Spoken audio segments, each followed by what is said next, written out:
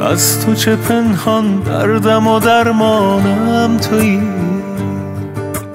در غم هجران راحت این جانم تویی.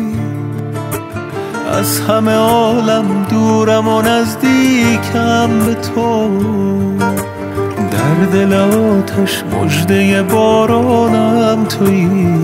یادت هست آن شب که خزان به جهانم زد، نفسم چو بهار آمد که جوان زدم باز. چشمت خورشید است تو مرا برهان از شب، گل خنده نشان بر لب که سحر شود آغاز.